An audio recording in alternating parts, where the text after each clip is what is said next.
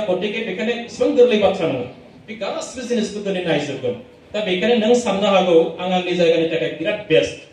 बाट नोङो मोनसे जायगानि थाखाय नों हयथ' आनफिट जानो हागौ दा बे जिनिसा दिनै मेटार खालामो दा बेखायनो आं खावलायदों बे बाथ्रा माखासे जिनिसफोरखौ जों एसे नोजोरबो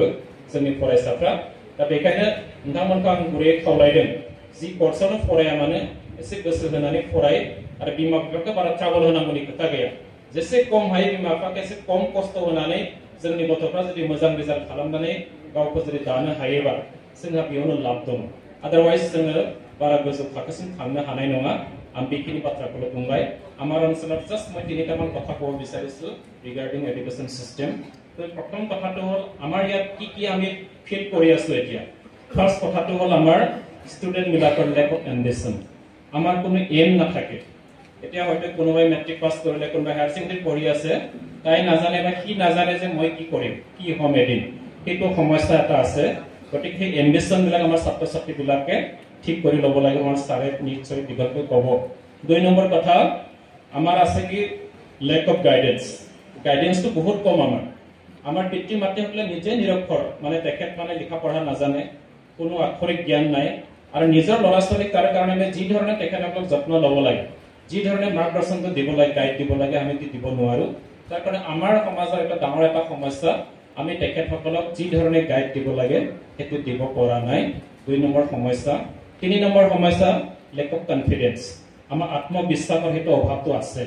মই হ'ব পাৰিম মই ডক্টৰ হ'ব পাৰিম মই নাৰ্ছ হ'ব পাৰিম প্ৰফেসৰ হ'ব পাৰিম মই সাইন্টিষ্ট হ'ব পাৰিম এই কনফিডেন্সটো লেভেলটো বহুত কম আৰু তাৰ কাৰণে আমাৰ বহুত ছাত্ৰ ছাত্ৰীবিলাকে নিৰাশাত ভুগে আৰু গতিকে এই পৰিৱেশটো মই আমাৰ ৰিচাৰ্চ পাৰ্সন তেখেতসকলক মই জনাইছো এই পৰিৱেশৰ মাজেদিয়ে আমাৰ ছাত্ৰ ছাত্ৰীসকলক আমি উলিয়াই আনিব লাগিব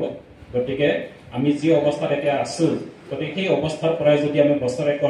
আমি যদি 50 জন 60 জন যদি আমাৰ ছাত্ৰ ছাত্ৰীসকলক যদি আমি মানৱ সম্পদ যদি গঢ়িব পাৰো তেতিয়াহ'লে মই কম আমি বহুত সুখী বহুত ভাগ্যৱান বুলি আমি কম আৰু কাউন্সিলখনকো তাৰ কাৰণে আমি ধন্যবাদ আমি নিজে জনাই লম কি তেনেকুৱা এটা পৰিৱেশ আমি এটা আজি সৃষ্টি কৰিব বিচাৰিছো তো আমাৰ লগত আজি অসম ডাউনটাউন ইউনিভাৰ্চিটি আমাৰ সহযোগ কৰিছে কলাবৰেচন তেখেতসকলে আমাৰ লগত কৰিছে তো গতিকে আমি তেখেতসকলক ধন্যবাদ জনাইছো আৰু অদূৰ ভৱিষ্যতে আমাৰ ছাত্ৰ ছাত্ৰীসকলক লৈ আমি যে এটা শিক্ষাৰ যি পৰিৱেশ যি বাতাবৰণ এই বাতাবৰণ গঢ় দিয়া আমাৰ পিতৃ মাতৃসকলৰ লগতে আমাৰ সমাজৰ সচেতন ব্যক্তি আৰু আমাৰ জাতীয় সংগঠনৰ নেতৃবৃন্দসকলক মই সকলোকে আপোনালোক সকলোকে